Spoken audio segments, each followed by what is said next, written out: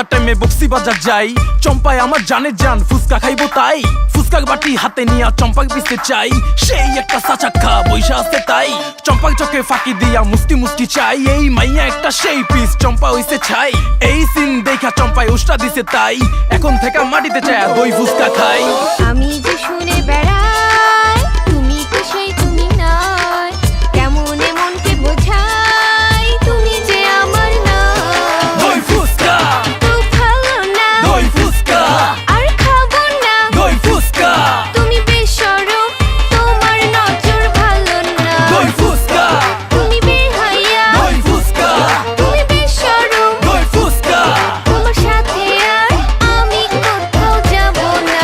ফুচকার কি সাইজার পিস করা করা, ফুচকার দোকানে দেখি ঝাল মরিচ ভরা, তেঁতুলের কি টক পুরা চোখে ধরা, আমার কি করা গাছে পাকা তেঁতুল ভরা। Hit him, just hit him, it's chili pepper with him, it's hot, can you feel him, till the taste get you kill him.